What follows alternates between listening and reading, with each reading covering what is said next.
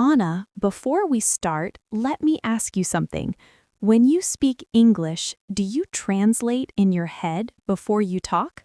Yes, I do, almost every time, and it makes me feel slow and nervous. That's exactly the problem. If you keep translating in your head, you will never speak English fluently. Today, I'm going to show you how to train your brain to think in English so you can speak faster, more naturally, and with more confidence. Don't worry, this method is simple and you can practice it every day, even if you study alone. Are you ready? Yes, I'm ready. But I'm curious, why is it so important to think in English? I usually translate because it feels safer. That's a great question. When you translate, your brain is doing too many steps. You hear English, translate it into your native language, think of an answer, then translate it back into English. This slows you down and makes speaking stressful.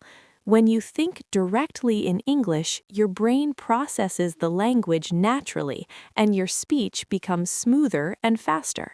That makes sense. I notice that when I'm talking to someone, I pause a lot, and sometimes I lose the conversation. That's very common. Thinking in English helps you avoid those long pauses and feel more confident. Let's start with a very simple exercise. First, think in single words. Look around you right now and name what you see in English. Okay, I see a computer, a desk, a chair, a window, and a plant. Great! Now, what if you see something but you don't know the English word for it? Should I skip it and move on? No, don't skip it. Instead, describe it in English.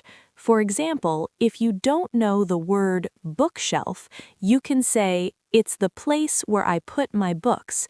This keeps your brain thinking in English and helps you learn new words. Let me try. I see something that holds papers together. I don't know the word, but I can say it's a tool that keeps papers in place. Excellent. That's exactly what you should do. You're thinking in English, and that's the goal. Now, let's move to thinking in simple sentences. What sentences can you think of about what you're doing right now? I am sitting at my desk. I am learning English. But sometimes I'm not sure if my sentences are correct. That's okay. When you practice on your own, don't worry too much about mistakes. The most important thing is to keep going. You can always check your sentences later or ask someone for help. I understand. What about talking about my plans later today? Good question. For future plans, you can use I'm going to or I will.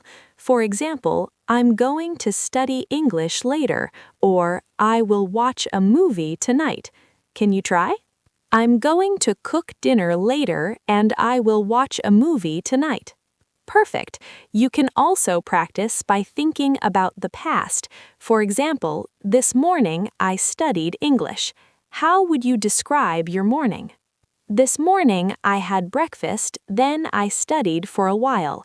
After that, I went to the grocery store. But sometimes I forget English words. That's normal. To remember words better, try using new words in sentences as soon as you learn them. Review them often and don't be afraid to say them out loud. Speaking to yourself is actually very helpful. I do talk to myself sometimes, but it feels a bit strange. Is that okay? It's completely normal. Talking to yourself in English is a great way to train your brain.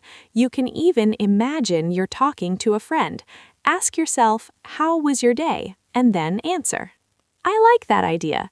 I can also imagine real-life situations, like shopping or traveling. For example, "Excuse me, where can I find the bread?" Or, "How do I get to the train station?" Exactly. Practicing real-life situations builds confidence. You can also describe your entire day in English from morning to night. Can you try that now? Sure. This morning, I woke up early and had breakfast. Then I went for a walk. After that, I studied English. Later, I will cook dinner and watch a movie. That was excellent. Planning your day in English is another great habit. It keeps your mind in English throughout the day. If you practice like this every day, even for a few minutes, thinking in English will slowly become natural. Thank you, teacher. I feel more confident now and I'm excited to start practicing. You're very welcome, Anna. Keep practicing, be patient with yourself, and remember, the more you think in English, the easier it becomes. If you enjoyed this lesson, subscribe for more easy English practice and leave a comment if you have any questions.